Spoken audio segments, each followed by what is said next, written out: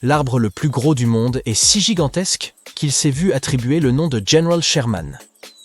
Il se dresse fièrement dans le parc national des Séquoias de Californie, ses branches s'étendant à 84 mètres dans le ciel. C'est presque aussi haut que la Statue de la Liberté.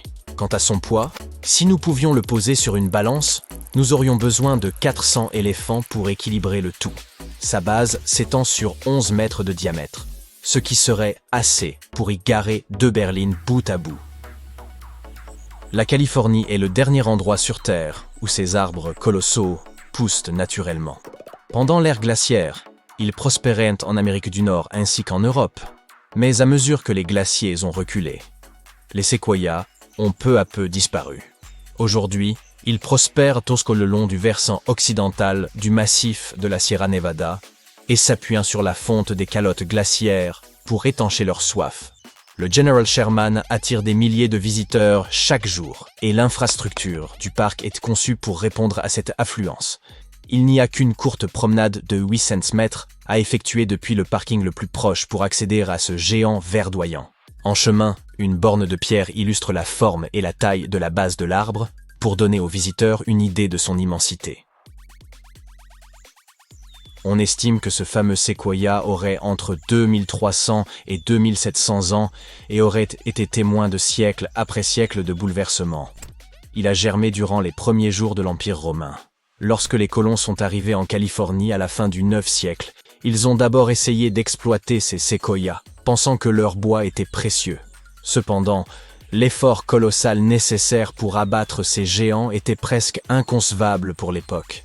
Ils ont également vite découvert que ce type de bois était plus fragile que prévu, et ont donc préféré épargner ces arbres. Quant à son nom, le séquoia le doit au général William Tecumseh Sherman, un célèbre militaire américain du IXe siècle. Non loin du General Sherman se trouve le second arbre le plus massif au monde, baptisé General Grant. Découvert des années avant que le General Sherman ne reçoive son nom, cet arbre a dû relever sa part de défis, à commencer par les incendies. Mais tout comme son homologue, il a survécu, principalement grâce à son écorce épaisse et à son bois de cœur résistant.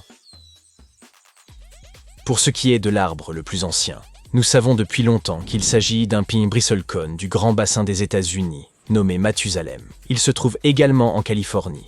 Il est là depuis plus de 4800 ans, soit bien avant que les Égyptiens ne construisent les pyramides de Gizeh. L'emplacement exact de cet arbre est tenu secret pour le préserver de tout dommage. Mathusalem et ses congénères poussent en Californie, au Nevada et en Utah, où il est difficile de survivre. La région est froide, le sol est sec et les vents féroces. Mais ces pins robustes ont trouvé le moyen de prospérer en tirant leurs nutriments du sol dur et rocailleux des montagnes. Leurs branches deviennent noueuses et tordues à cause des vents soufflant de toutes parts alors qu'ils atteignent leur maturité.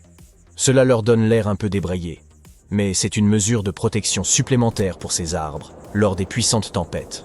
Leurs racines alimentent seulement les branches qui se trouvent juste au-dessus d'elles. Ainsi, si une partie des racines est arrachée, seule cette partie de l'arbre en sera affectée. Il y a cependant un nouveau prétendant au titre d'arbre le plus ancien. Au Chili se trouve un cyprès de Patagonie appelé Gran Abuelo, ce qui signifie arrière-grand-père en espagnol.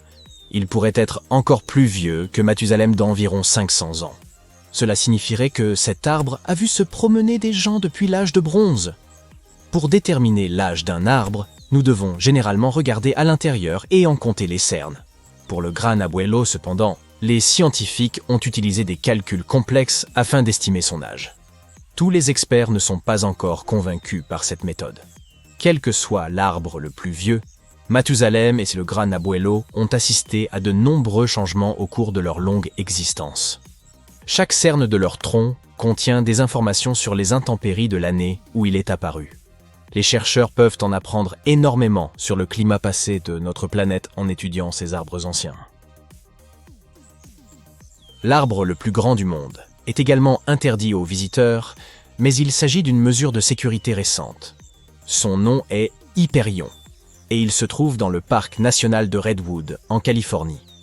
Culminant à une hauteur vertigineuse de 116 mètres, c'est un séquoia côtier, plus grand que la longueur d'un terrain de football.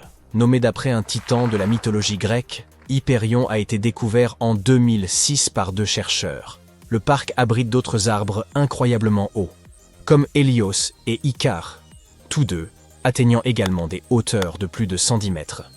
La hauteur impressionnante des séquoias de Californie du Nord est due à leur feuillage et au climat de la région.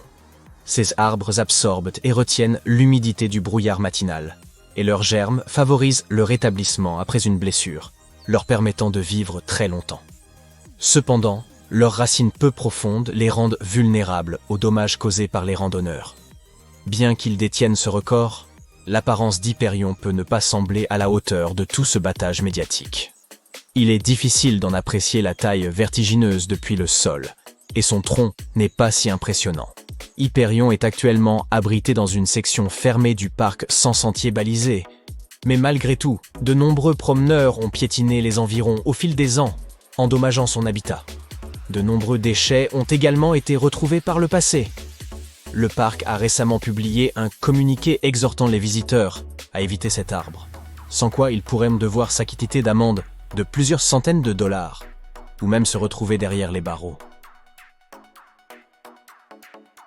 L'arbre de vie se dresse, tel un symbole de résilience, au milieu des paysages désertiques de Bahreïn. Niché au point le plus élevé du pays, cet arbre ancien défie toute probabilité, captivant les visiteurs par sa présence aussi mystérieuse qu'inexplicable. Il est entouré de dunes arides à perte de vue, au beau milieu du désert arabique. Et, parce qu'il se dresse seul avec le désert pour toute toile de fond, il déconcerte les botanistes depuis de nombreuses années. Il y a que peu, voire pas de pluie là-bas. Il n'y a pas non plus la moindre source d'eau douce à proximité. En dépit du manque d'humidité, l'arbre de vie prospère envers et contre tout, exhibant son feuillage verdoyant. La manière dont il parvient à survivre dans des conditions aussi difficiles a conduit à certaines des théories les plus étranges. Certains supposent que les racines tala de l'arbre s'enfonceraient très loin dans la terre, atteignant des profondeurs de près de 50 mètres afin d'accéder aux réserves d'eau souterraines. D'autres suggèrent que l'arbre se serait adapté à son environnement, en puisant l'humidité des grains de sable environnants grâce à des mécanismes adaptés. Une autre théorie intéressante est que l'arbre de vie se trouverait sur le site du légendaire Jardin d'Éden et tirerait son eau d'une source mystique. En plus de son importance scientifique et culturelle, l'arbre de vie est une attraction touristique majeure de la région, attirant environ 65 000 visiteurs chaque année. Tout ça pour un arbre. La Pologne a sa part d'arbres dignes d'intérêt, tous rassemblés dans la forêt tordue. Il s'agit d'un groupe de 400 arbres qui se recourbent de manière étrange. Ils possèdent tous une forme similaire, se courbant brusquement vers le ciel pour former un J qui touche presque le sol.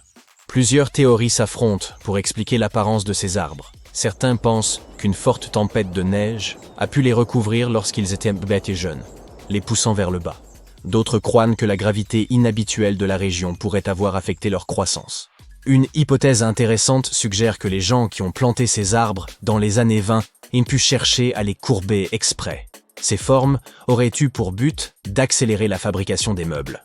Ainsi, lorsque les arbres avaient environ 10 ans, on aurait interféré avec leur croissance en leur faisant adopter cette forme étrange. Après la fin du processus de ligature, les arbres seraient restés dans cette position bizarre au cours des décennies suivantes.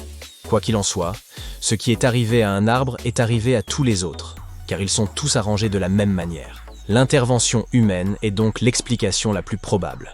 Même si tous les arbres de la forêt tordue se ressemblent, avec leurs courbures inquiétantes, ils parviennent toujours à rester forts et sains. Ils se sont adaptés à ces conditions difficiles et, d'une manière ou d'une autre, ont réussi à continuer à pousser vers le haut.